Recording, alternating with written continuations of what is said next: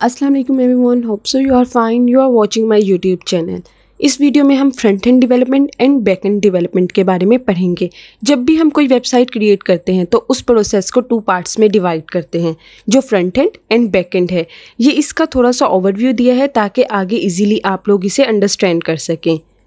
ये main content है इस वीडियो का जो मैं आपको एक्सप्लेन करूँगी। इसमें front end back end development के बारे में हम डीपली पढ़ेंगे। देन हम front and back end development की एग्जांपल से भी अपना कॉन्सेप्ट क्लियर करेंगे कि ये दोनों क्या चीज़ें हैं। फिर हम front and back end development से रिलेटेड पढ़ेंगे, लाइक गूगल, ट्विटर, फेसबुक की क्या front end back end technologies हैं। अब हम इसे स्टार्ट करते हैं। First of all, front end development. The front end is the part that you can see. It is the part that lets you interact with the app or service. Basically front end उस part को कहते हैं जो user easily देख सकता है, जिसके through users app के साथ इंटरेक्ट कर सकते हैं। फ्रंट एंड और वेब डिज़ाइन एक ही चीज़ होती है। इसके जो प्रोफेशनल्स होते हैं उसे हम वेब डिज़ाइनर कहते हैं। The colours, animation, layout and all the other cool stuff that adds to your experience of using the app और website is the front end. एक वेबसाइट और ऐप में colours, animation, layout, navigating menus, text, image, videos पर बहुत focus किया जाता है क्योंकि ये फ्रंट एंड के पार्ट्स हैं। इसमें वेबसाइट के इंटरफेस को डील किया जाता है ताकि वेबसाइट अट्रैक्टिव हो। फ्रंट एंड का मेन गोल ये है कि ये श्योर करे कि तमाम यूज़र वेबसाइट को इजीली एक्सेस कर पा रहे हैं कि नहीं। अगर कोई प्रॉब्लम है तो उसे ठीक करें और उसकी टेस्टिंग करते रहें। The front and is generally called the user interface. Front end को हम यूज़र इंटरफेस भी कहते हैं। वेब डिज़ाइनर फ्रंट एंड पर बहुत फोकस करता है क्योंकि यूज़र इसके थ्रू ऐप के साथ इंटरेक्ट करते हैं। Now the main languages used in front end are HTML, CSS and JavaScript. HTML stand for Hypertext Markup Language, CSS stand for Cascading Style Sheet. इसके लिए जो लैंग्वेजेस यूज़ होती हैं वो HTML, CSS और JavaScript है। इन 3 लैंग्वेजेस के बारे में मैं आपको अपने प्रीवियस लेक्चर में बता चुकी हूँ कि इनका पर्पस क्या है। जिन्होंने मेरी वो वीडियो नहीं देखी उन लोगों के लिए मैं अपनी उस वीडियो का लिंक डिस्क्रिप्शन बॉक्स में डाल देती हूँ ताकि वो इसे देखकर इसे ईजीली समझ सकें। अब हम अपने टॉपिक की तरफ आते हैं। ये तीनों लैंग्वेजेस ब्राउज़र पर रन होती हैं। ब्राउज़र से रिलेटेड हर काम फ्रंट एंड होता है। फ्रंट एंड सिर्फ स्टैटिक साइट बनाता है। स्टैटिक साइट मीन ऐसे वेब पेजेस जिसका कंटेंट या डाटा फिक्स्ड हो, जो चेंज नहीं हो सकता। With these 3 front-end language, one can make a good-looking website. It is also referred to as client side of the application. Front-end development does not require the knowledge of back-end. In 3 front-end languages के through हम एक अच्छी website बना सकते हैं। Website attractive होनी चाहिए और उसकी परफॉर्मेंस बेटर होनी चाहिए। लाइब्रेरीज और फ्रेमवर्क डेवलपमेंट पार्ट को इजी बनाने में हेल्प करता है। इनमें common, jQuery, Angular.js, React.js and Express.js हैं और इनके अलावा भी बहुत से हैं जिनके थ्रू डेवलपमेंट पार्ट को इजी बनाया जाता है। फ्रंट एंड डेवलपमेंट के लिए बैक एंड की नॉलेज होना ज़रूरी नहीं है। Then backend development. Backend deal with basically how the data is stored in a database. How does a site work, and it is the part that the user cannot see or interact with. Basically backend उस part को कहते हैं जिसे user नहीं देख सकता हो और ना उससे इंटरेक्ट कर सकता हो। इसमें ये फोकस किया जाता है कि किस तरह डाटा डेटाबेस में स्टोर किया जाता है और वेबसाइट किस तरह वर्क करती हैं। बैकएंड और वेब डेवलपमेंट एक ही चीज़ होती है। वेबसाइट में बैकएंड जो होता है वो यूज़र डिटेल को डेटाबेस के थ्रू वेरीफाई करवाने का रिस्पॉन्सिबल होता है। बैकएंड से जो साइट्स बनती हैं वो डायनामिक होती हैं जिसमें बार बार कंटेंट चेंज हो रहा होता है। इसमें हम डेटाबेस को यूज़ करते हैं। For example Facebook. This type of web development usually consist of 3 parts, server, application and a database. इस टाइप की डेवलपमेंट के 3 पार्ट्स होते हैं, सर्वर, एप्लीकेशन और डेटाबेस। एक्चुअली जो बैकएंड होता है वो वेबसाइट और एप्लीकेशन की इंटरनल वर्किंग होती है। इसमें डाटा को ऑर्गेनाइज किया जाता है और ये इंश्योर किया जाता है कि हर चीज़ फ्रंट एंड पर वर्क ठीक कर रही है कि नहीं। बैकएंड फ्रंट एंड के साथ कम्युनिकेट करता है कि वेब पेज पर इंफॉर्मेशन सेंड हो रही है और रिसीविंग इंफॉर्मेशन डिस्प्ले हो रही है कि नहीं। Some of the backend language are Node.js, PHP, Ruby, Python, Java and many more. Backend language जो हम यूज़ करते हैं वो Node.js, PHP, Ruby, Python, Java और भी बहुत से हैं। Node.js पॉपुलर लैंग्वेज है जिस पर बहुत से डेवलपर आजकल वर्किंग कर रहे हैं। ये सिंपली सर्वर साइड जावास्क्रिप्ट है। JS का मतलब ये नहीं कि इसमें बस जावास्क्रिप्ट ही है, इसमें 40% जावास्क्रिप्ट और 60% C++ है। नोट का गोल ये है कि ये स्केलेबल नेटवर्क प्रोग्राम को बिल्ड करने के लिए ईजी वे प्रोवाइड करता है। Now PHP. PHP stand for personal home page, but with the passage of time इनकी एब्रीविएशन को रीनेम कर दिया गया है। So now PHP stand for hyper text pre processor. ये सर्वर साइड स्क्रिप्टिंग लैंग्वेज है और ये एक पावरफुल टूल है जिसके थ्रू डायनेमिक और इंटरेक्टिव वेब पेजेस बनाए जाते हैं। रूबी ये स्क्रिप्टिंग लैंग्वेज है जो डायनेमिक वेबसाइट के लिए यूज़ होती है। इसका मेन एडवांटेज ये है कि ये ऑब्जेक्ट ओरिएंटेड लैंग्वेज है और इसमें ऑब्जेक्ट ओरिएंटेड फीचर्स को यूज़ किया जाता है। इसे इजीली लर्न कर सकते हैं। ऑब्जेक्ट ओरिएंटेड प्रोग्रामिंग में ऑब्जेक्ट क्लासेस वगैरह के कॉन्सेप्ट्स को यूज़ किया जाता है। Python high level programming language है। ये सर्वर पर यूज़ हो सकती है वेब एप्लीकेशन को क्रिएट करने के लिए। इसमें कुछ कीवर्ड्स होते हैं, सिंपल स्ट्रक्चर होता है और क्लियरली सिंटैक्स डिफाइन किया हुआ होता है। इसे इजीली लर्न कर सकते हैं। जावा ये हाई लेवल प्रोग्रामिंग लैंग्वेज है। ऑब्जेक्ट ओरिएंटेड लैंग्वेज होती है। ये mobile app, web pages, desktop app, games वगैरह को डेवलप करने के लिए यूज़ की जाती है।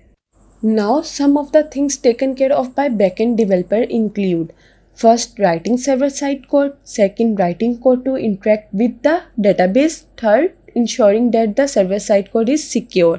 बैकएंड डेवलपर को कुछ चीज़ों पर बहुत फोकस करना पड़ता है, जैसे कि उसे सर्वर साइड पर कोड लिखना आता हो, डेटाबेस के साथ किस तरह इंटरेक्ट करना है वो आता हो, और सबसे मेन चीज़ ये है कि इंश्योर करना कि सर्वर साइड कोड सिक्योर है कि नहीं, कहीं से कोई अटैक तो नहीं हो रहा।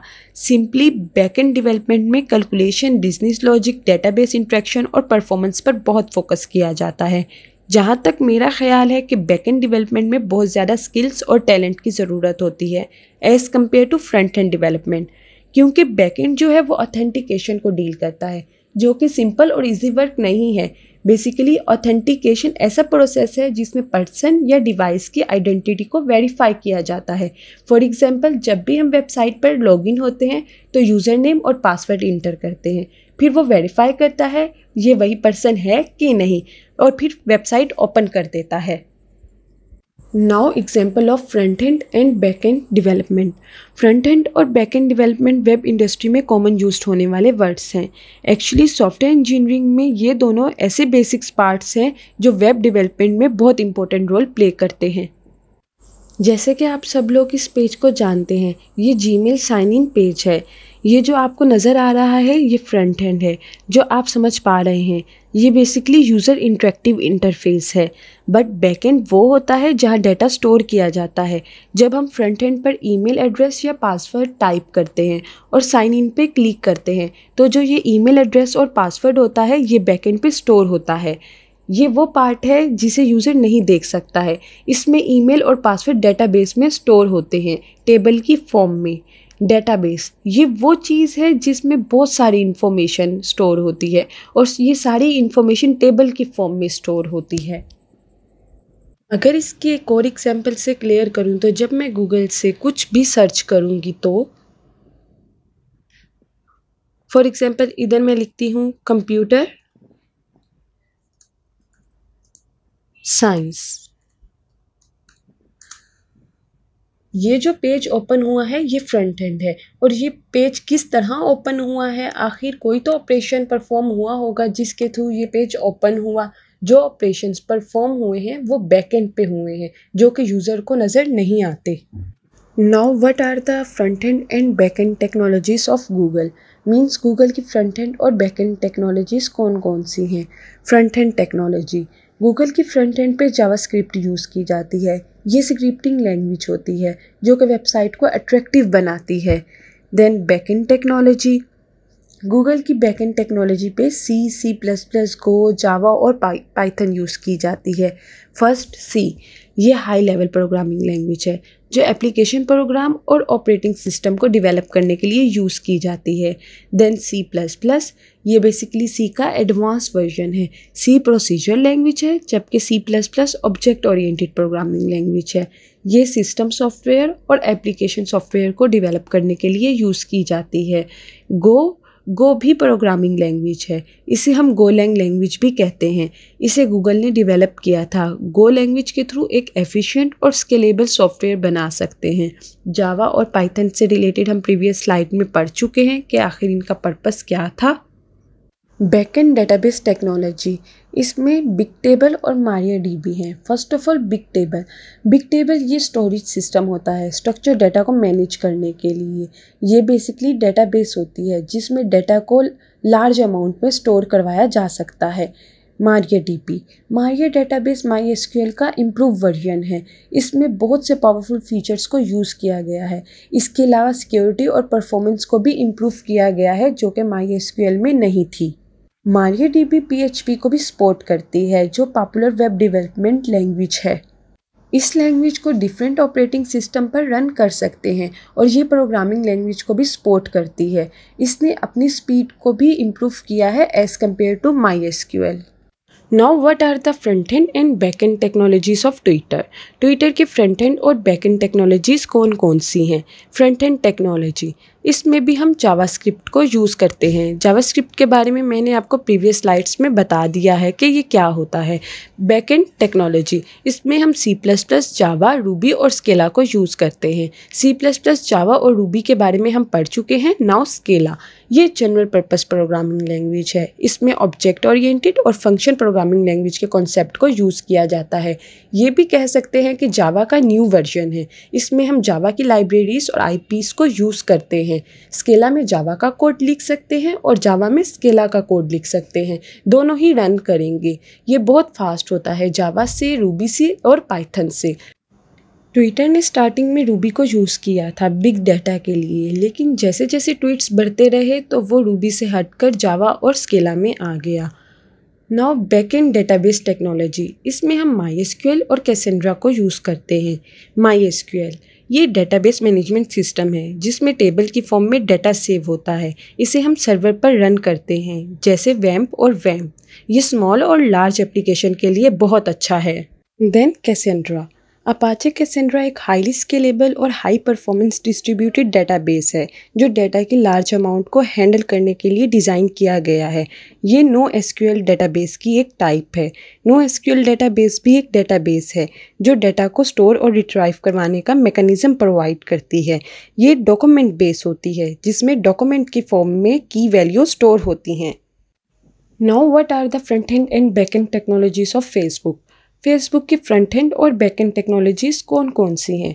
फ्रंट एंड टेक्नोलॉजी, इसमें भी हम जावास्क्रिप्ट को ही यूज़ करते हैं। JavaScript high level programming language है। हर ब्राउज़र जावास्क्रिप्ट को सपोर्ट करता है। देन बैक एंड टेक्नोलॉजी, इसमें हम हैक, PHP, पाइथन, जावा, C++ और Erlang लैंग्वेजेस को यूज़ करते हैं। फर्स्ट ऑफ ऑल हैक, ये न्यू प्रोग्रामिंग लैंग्वेज है। फेसबुक ने इसे रिलीज़ किया है। ये कॉम्प्लेक्स वेबसाइट और सॉफ्टवेयर को बिल्ड करने के लिए डिज़ाइन की गई है। ये एक्चुअली PHP का न्यू वर्जन है। फेसबुक HHVM रिक्वायर करता है। HHVM stand for hip hop virtual machine. ये प्रोग्राम को एक्सिक्यूट करने के लिए डिज़ाइन की गई है जो हैक और PHP में लिखे होते हैं। देन पाइथन, जावा, C++ के बारे में हम पहले ही पढ़ चुके हैं। नाउ Erlang, ये फंक्शनल प्रोग्रामिंग लैंग्वेज है। ये रियल टाइम सिस्टम को बिल्ड करने के लिए डिज़ाइन की गई है, रन टाइम इन्वायरमेंट के लिए। बहुत सी इंडस्ट्रीज इसे यूज़ करती हैं कई एरियाज़ के अंदर, जैसे कि सिक्योरिटी, ब्लॉकचेन और IoT। बैकएंड डेटाबेस टेक्नोलॉजी, इसमें हम MySQL, कैसेंड्रा और HBase को यूज़ करते हैं। MySQL और कैसेंड्रा के बारे में हम पहले ही पढ़ चुके हैं। Now HBase, Apache HBase NoSQL database है। ये की वैल्यू को स्टोर करता है। HBase में हम टेबल और कॉलम का कॉन्सेप्ट यूज़ करते हैं। अपाचे HBase हाडूप डेटाबेस है जो कॉलम ओरिएंटेड और स्केलेबल होती है और हम इसमें बिग डाटा को स्टोर करते हैं। Thanks for watching my video. अगर आपको मेरी ये वीडियो पसंद आई है तो प्लीज़ मेरे चैनल को सब्सक्राइब, लाइक और शेयर करना मत भूलिएगा और बेल आइकन पर क्लिक करें ताकि आपको मेरी आने वाली हर वीडियो की नोटिफिकेशन मिल सके।